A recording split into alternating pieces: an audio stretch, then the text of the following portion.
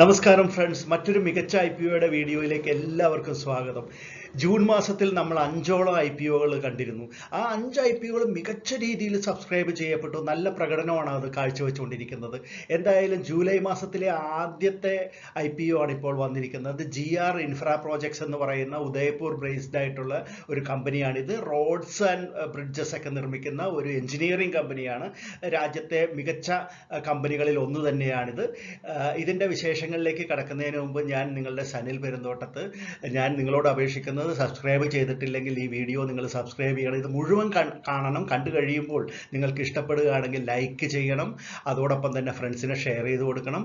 നിങ്ങളുടെ കമൻറ്റുകൾ വളരെ വിലപ്പെട്ടതാണ്. അതോടൊപ്പം തന്നെ ഞാൻ എപ്പോഴും പറയാൻ മറന്നു പോകുന്നൊരു കാര്യമാണ്, നിങ്ങൾ ബെൽ ബട്ടൺ പ്രസ് ചെയ്യാൻ മറക്കരുത്. ബെൽ ബട്ടൺ പ്രസ് ചെയ്യുകയാണെങ്കിൽ മാത്രമാണ് ഞാനിടുന്ന വീഡിയോകൾ അപ്പോൾ നിങ്ങൾക്ക് നോട്ടിഫിക്കേഷൻ കിട്ടിക്കൊണ്ടിരിക്കുക. എന്തായാലും നമുക്ക് GR Infraprojects എന്ന് പറയുന്ന ഈ കമ്പനിയുടെ വിശേഷങ്ങളിലേക്ക് കടക്കാം.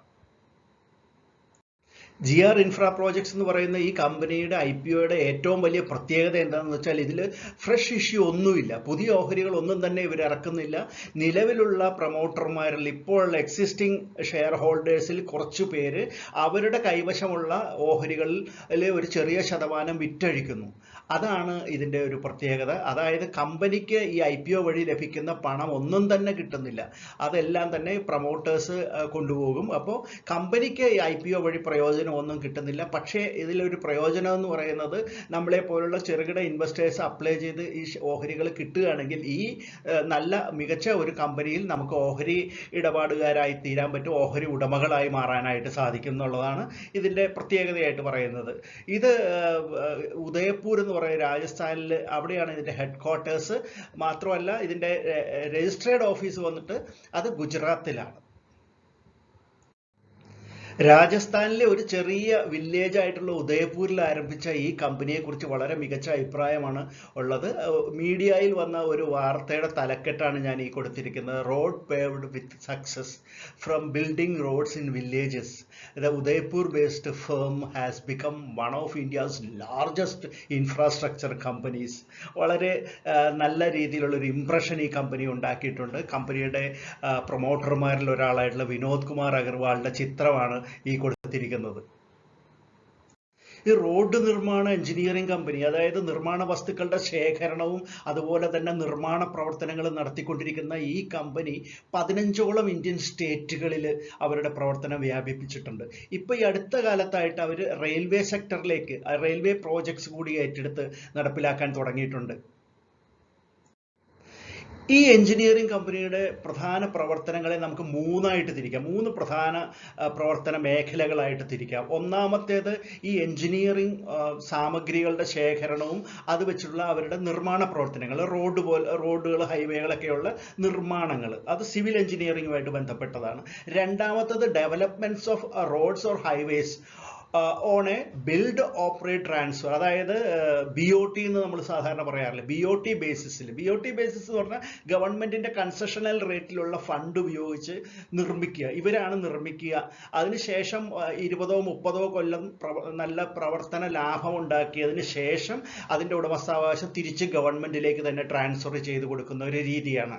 അങ്ങനെയാണ് ഇവരുടെ പല പ്രവർത്തനങ്ങളും നടക്കുന്നത്. അത് കൂടാതെ തന്നെ under annuity and hybrid annuity model എന്ന് പറയുന്നുണ്ട്. അതായത് 40% ഗവൺമെന്റിന്റെ ഷെയർ, ബാക്കി കമ്പനി ഇടുന്നു. അങ്ങനെ അത് ഗവൺമെന്റിന്റെ ഓഹരി ഷെയർ അവര് വർഷാവർഷമാണ് കൊടുത്തുകൊണ്ടിരിക്കുന്നത്. അങ്ങനെ ആ ഫണ്ട് വാങ്ങിച്ചുകൊണ്ടുള്ള പ്രവർത്തനങ്ങൾ.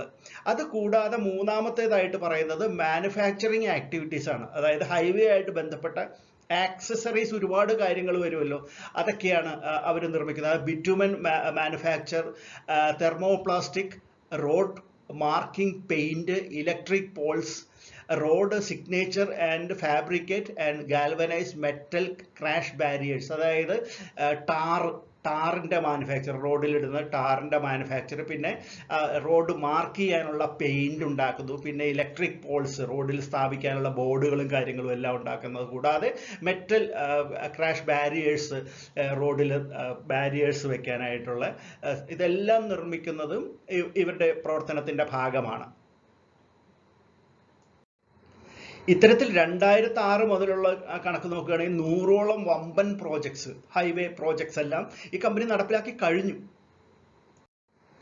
ഇപ്പോൾ സ്റ്റേറ്റിന്റെ അല്ലെങ്കിൽ നാഷണൽ ഹൈവേകൾ നിർമ്മിക്കുന്നത് കൂടാതെ ഈ കമ്പനിയുടെ വൈദഗ്ധ്യം കിടക്കുന്നത് bridge, culverts, fly over, airport runways, tunnels, പിന്നെ റെയിൽവേ ഓവർ ബ്രിഡ്ജ്, ഇങ്ങനെയൊക്കെയുള്ളവരുടെ നിർമ്മാണ പ്രവർത്തനങ്ങളിൽ കൂടി ഇവരുടെ വൈദഗ്ധ്യം ഉണ്ട് എന്നുള്ളതിൻ്റെ തെളിവാണ്. ഇവരുടെ മേജർ ക്ലയൻസിൻ്റെ ലിസ്റ്റ് നോക്കൂ. ഇവരുടെ ക്ലയൻസിൽ ഏറ്റവും വലിയ ക്ലയൻസ് എന്ന് പറയുന്നത് NHAI, അതായത് നാഷണൽ ഹൈവേ അതോറിറ്റി ഓഫ് ഇന്ത്യയാണ്. അത് കഴിഞ്ഞാൽ പിന്നെ ministry off road transport and highways, കേന്ദ്ര ഗവൺമെന്റ്.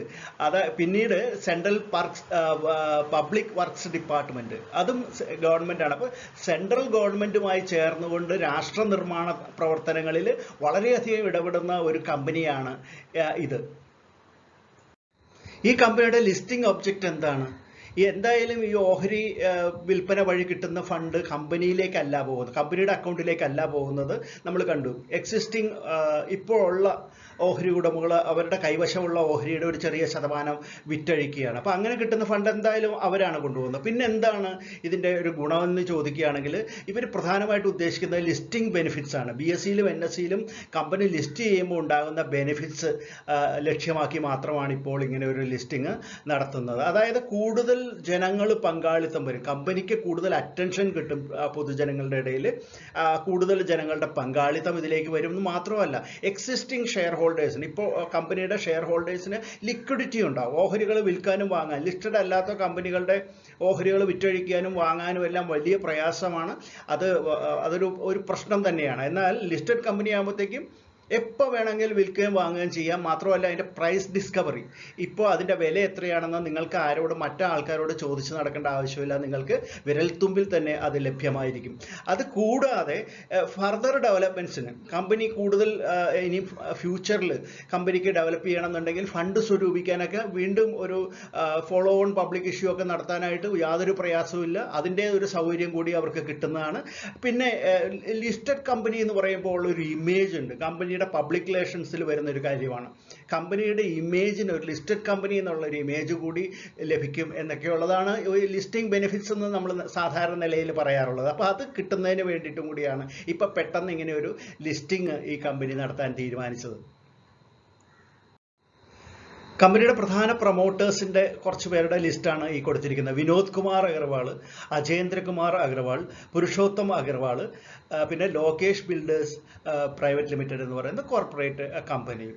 ഇവരുടെയൊക്കെ കൈവശം, അതായത് ഇപ്പോഴുള്ള എക്സിസ്റ്റിംഗ് പ്രൊമോട്ടേഴ്സിൻ്റെ കൈവശം 88% ആണ്, 88.04% ആണ് ഇഷ്യൂവിന് മുമ്പുള്ള അവരുടെ കൈവശമുള്ള ഹോൾഡിംഗ് പ്രധാന പ്രൊമോട്ടേഴ്സിൻ്റെ കയ്യിൽ.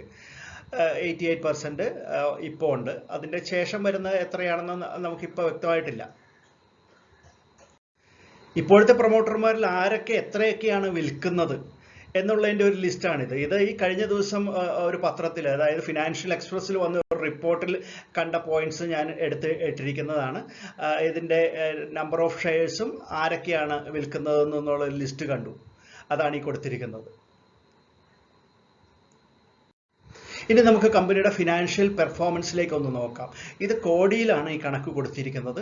കഴിഞ്ഞ 3 വർഷത്തിൽ 18 മുതൽ 20 വരെയുള്ളത് കൂടാതെ ഈ ധനകാര്യ വർഷത്തിലെ ഇതുവരെയുള്ള കണക്കുകളുമാണ് കൊടുത്തിരിക്കുന്നത്. റവന്യൂ നോക്കൂ. കമ്പനി 2018 3335.6 കോടിയാണ് കമ്പനിയുടെ റവന്യൂ എന്ന് പറയുന്നത്. അത് പിന്നീട് അത് വർദ്ധിച്ചു. അടുത്ത വർഷമായപ്പോൾ 5323.1 കോടിയായി. അതിൻ്റെ അടുത്ത വർഷം വീണ്ടും വർദ്ധിച്ചിട്ടുണ്ട്, 6421.1 കോടി. ഇപ്പോൾ ഈ വർഷം ഇതുവരെ 5156.1 കോടിയാണ് ഇതിൻ്റെ റവന്യൂ കാണുന്നത്. അപ്പോൾ എക്സ്പെൻസസ് കൊടുത്തിരിക്കുന്നത് ഈ ലൈനിൽ, ഇതിൻ്റെ എക്സ്പെൻസസ് നിങ്ങൾക്ക് കാണാവുന്നതാണ്.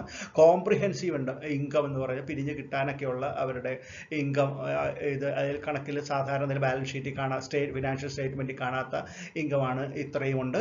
പിന്നെ അത് കൂടാതെ മാർജിൻ, പ്രോഫിറ്റ് മാർജിൻ പെർസെൻറ്റേജ് നോക്കൂ. 12.5 ആയിരുന്നു, 13.4 അതുകൂടാതെ 12.4% ആണ്. ഈ വർഷം ഇതുവരെ 13.6% ആണ് മാർജിൻ കാണുന്നത്. ഇത് മികച്ച ഒരു കണക്ക് തന്നെയായിട്ടാണ് ഇതിൽ നിന്ന് മനസ്സിലാകുന്നത്. ഇനി കമ്പനിയുടെ വാല്യുവേഷൻസിലേക്ക് നോക്കാം. 2020 കണക്ക് വെച്ചിട്ടാണ്. ഇത് ഇതിൻ്റെ പിയർ കമ്പനികളെക്കാളൊക്കെ വളരെ മികച്ചു നിൽക്കുന്ന ഒരു കണക്കാണ് കാണുന്നത്. EPS 82.42 രൂപയാണ് ഇതിൻ്റെ EPS കാണുന്നത്. അതുപോലെ തന്നെ പി റേഷ്യോ അവൈലബിൾ അല്ല. റിട്ടേൺ ഓൺ നെറ്റ്വർത്ത് 26.43% ആണ്. NAV ആകട്ടെ 311.86 രൂപയാണ് ഇതിൻ്റെ NAV ആയിട്ട് കാണുന്നത്.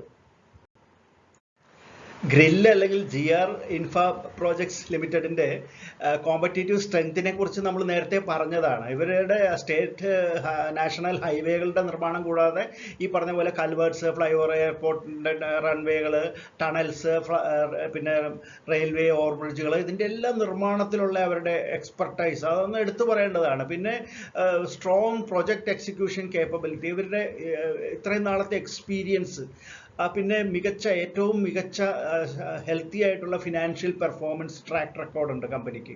അതുകൂടാതെ ഇതിൻ്റെ പ്രൊമോട്ടേഴ്സും ഇതിലെ മാനേജേഴ്സ്, ഉദ്യോഗസ്ഥന്മാരടക്കം എല്ലാം തന്നെ എക്സ്പേർട്സ് ആണ്. ഇതൊക്കെ ഈ കമ്പനിയുടെ ഏറ്റവും മികച്ച സ്ട്രെങ്ത് ആണ്. അത് നമ്മളൊരു ഷെയർ ഹോൾഡർ ആവാൻ പോകുന്നവർ കമ്പനിയെക്കുറിച്ച് അറിയുമ്പോൾ അത് നമ്മൾ അറിഞ്ഞിരിക്കണമല്ലോ. ഇനി നമുക്ക് GR Infraprojects അല്ലെങ്കിൽ ഗ്രിൽ എന്ന് പറയുന്ന ഈ കമ്പനിയുടെ സബ്സ്ക്രിപ്ഷൻ ഡീറ്റെയിൽസിലേക്ക് ഒന്ന് നോക്കാം. ഈ സബ്സ്ക്രിപ്ഷൻ ഓപ്പൺ ചെയ്യുന്നത് നമ്മൾ നേരത്തെ പറഞ്ഞ പോലെ 7-ാം തീയതിയാണ്, ജൂലൈ 7-ാം തീയതിയാണ്. 9-ാം തീയതി അത് ക്ലോസ് ചെയ്യും.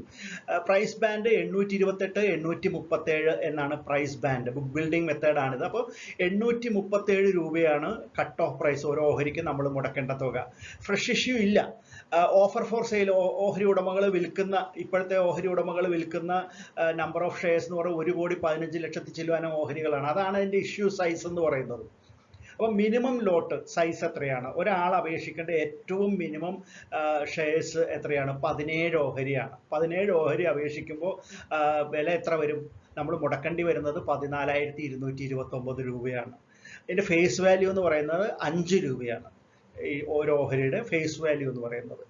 റീറ്റെയിൽ അലോക്കേഷൻ നമ്മൾ സാധാരണക്കാർക്ക് കമ്പനി കൊടുക്കുന്ന 35%. ഈ ടോട്ടൽ IPOയുടെ 35% റീറ്റെയിലേഴ്സിന് തരുന്നത്. 50% ഇൻസ്റ്റിറ്റ്യൂഷൻസിനാണ് കൊടുക്കുന്നത്. 15% സാധാരണ നിലയിൽ HNIസിനാണ് കൊടുക്കുന്നത്. ഇവിടെ ഒരു പ്രത്യേകതയുണ്ട്.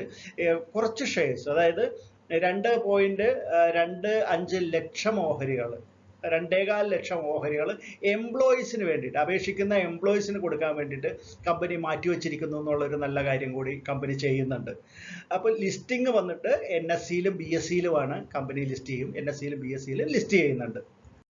ഇനി ഗ്രിൽ എന്ന് വിളിക്കുന്ന ഈ കമ്പനിയുടെ IPOയുടെ ഡേറ്റുകൾ മാത്രം നമുക്കൊന്ന് പെട്ടെന്ന് ഓടിച്ചു നോക്കാം. ഇഷ്യൂ ഓപ്പൺ ചെയ്യുന്നത് 7-ാം തീയതി ആണെന്നറിയാലോ, ക്ലോസ് ചെയ്യുന്നത് 9-ാം തീയതി. അലോട്ട്മെന്റ് കിട്ടുന്നത്, അപേക്ഷിച്ചവർക്ക് അലോട്ട്മെന്റ് കിട്ടുകയാണെങ്കിൽ കിട്ടുന്നത് 14-ാം തീയതിയാണ്. കിട്ടാത്തവർക്ക് റീഫണ്ട് കിട്ടുന്നത് 15-ാം തീയതിയാണ്. പിന്നെ നമ്മളുടെ അക്കൗണ്ടിലേക്ക് ഓഹരി അലോട്ട്മെന്റ് കിട്ടിയവരുടെ അക്കൗണ്ടിലേക്ക് വരുന്നത് 16-ാം തീയതിയാണ്. Listing date July 19. അതാണ് ഏറ്റവും പ്രധാനപ്പെട്ട ദിവസം, ലിസ്റ്റ് ചെയ്യുന്ന ദിവസം ഓഹരി മാർക്കറ്റിൽ. ഈ ഓഹരി എങ്ങനെയാണ് അപേക്ഷിക്കേണ്ടതെന്ന് നിങ്ങൾക്ക് എല്ലാവർക്കും അറിയാമെന്ന് വിചാരിക്കുന്നു. സാധാരണ ചെയ്യുന്ന പോലെ തന്നെ ബാങ്കിൻ്റെ സൈറ്റിൽ കയറി അസ്ബ ഫെസിലിറ്റി യൂസ് ചെയ്തുകൊണ്ട് ഈ ഓഹരി അപേക്ഷിക്കാവുന്നതാണ്. അല്ലാത്തവർക്ക് നമുക്ക് നിങ്ങളുടെ സ്റ്റോക്ക് ബ്രോക്കർ നൽകുന്ന ട്രേഡിംഗ് പ്ലാറ്റ്ഫോമിൽ തന്നെ അവർ നൽകുന്ന ഫെസിലിറ്റി ഉണ്ട്. അത് ഉപയോഗിച്ചിട്ട് നിങ്ങൾക്ക് ഈ ഓഹരി അപേക്ഷിക്കാവുന്നതാണ്. ഫിൻടെക് പ്രൈവറ്റ് ലിമിറ്റഡ് ആണ് ഇതിൻ്റെ രജിസ്ട്രാർ.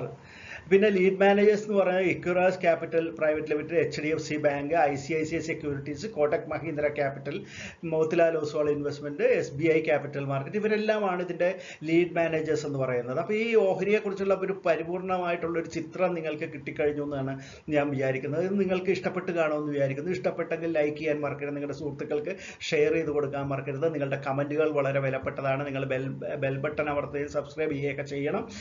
അപ്പോൾ നമുക്ക് അടുത്ത ഒരു IPOയുടെ വിശേഷങ്ങളുമായിട്ട് ഉടനെ തന്നെ നമുക്ക് വീണ്ടും കാണാം. അതുവരെ ബൈ.